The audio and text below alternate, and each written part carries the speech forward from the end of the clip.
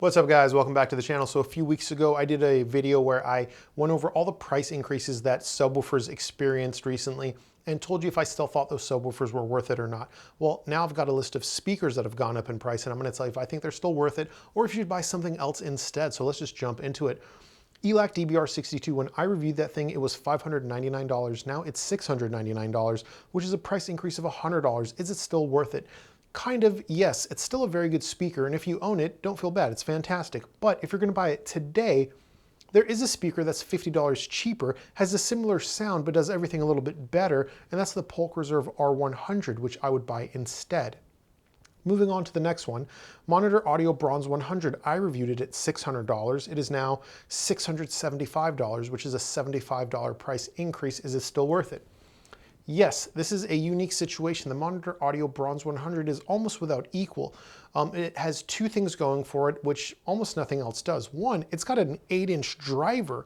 In a bookshelf speaker, that is humongous, so it's capable of bass extension that is unrivaled at this price point, even with the $75 price increase. Second thing, for those of you that use your system to also watch TV, or movies, the dialogue clarity of the Monitor Audio Bronze 100 is insane for this price category. It is the best I've heard under $1,000. So yes, still worth it.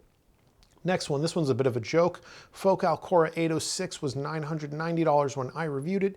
It is now $998, representing a price increase of just $8. Yes, it's still worth it. I love that speaker. Next one, however, Focal Aria 906. I reviewed it at $1999, 2,000 bucks basically. Now it's about $2,200, representing a price increase of $200. Is it still worth it? Should you buy it? This one's hard because I really like this speaker. I own a pair. I love them, in fact, but they were barely worth it at $2,000, and I don't think they're worth $2,200. I don't. It just pushes it too far out. I would get something like the Buchardt S400 Mark II instead.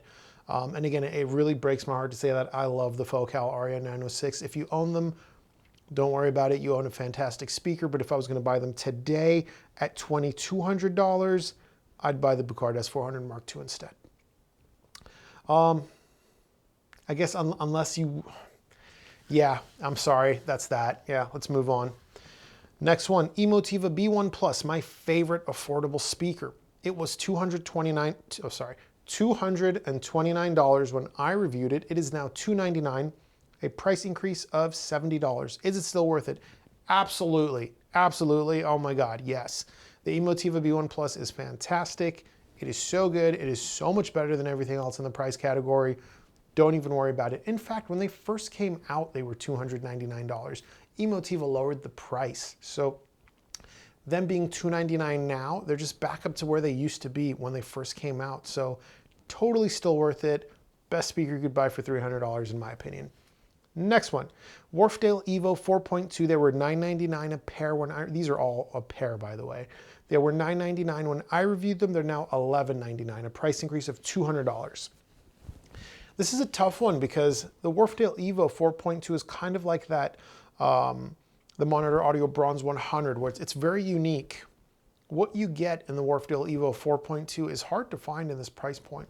Real wood veneer, real three-way speaker, AMT tweeter, amazing sound when you can get it dialed in.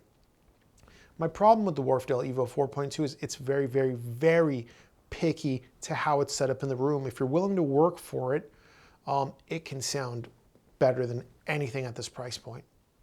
But if you don't have the time to dial it in a millimeter this way, a millimeter that way, a little bit forward, a little bit back, and spend days getting it set up in your room, you're not going to get it to sound its best, and you're probably better off buying something cheaper. Anyhow, I still think it's worth the new price that's $200 more expensive because it is very unique, and what you get in the build quality is simply unmatched at this price point. Next speaker, KEF LS50 Meta. I reviewed it at $1499. It's now $1599, $100 price increase. The Meta is a great speaker. I still recommend it. I think it's fantastic. The $100 price increase isn't cool, but it is what it is. You're still getting a fantastic speaker that's worth every single penny as long as your room isn't huge, because it is just a 5¼ inch driver. Next, Revel Concerta2 M16. I didn't love that speaker, but when I reviewed it, it was $900. Now it's $990. It's good. Like at that price, it's fair for that price. It's actually built very well. However, since that review, a new speaker came out with a similar sound, but does everything a little bit better in my opinion. And that's the 2021 version of the Dynaudio Emit 10. I haven't reviewed it, but I do have a pair here and I would get those instead. And they're cheaper too, they're 800 bucks. So you'd save $190. Next, we're done with speakers. Let's talk about the BlueSound Node. When I reviewed that, it was $499. This was one of my very old reviews. It's now $599. It's a $100 price increase. It's still a fantastic streamer. It's the streamer I use. I would totally recommend it at $600 without a doubt.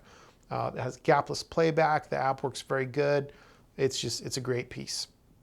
Next, the most affordable amp that I really recommend was the Yamaha, that was a really weird thing to say, sorry. My favorite cheap amp, there we go. Yamaha RS-202, I reviewed it at $149. It is now $169, a price increase of $20.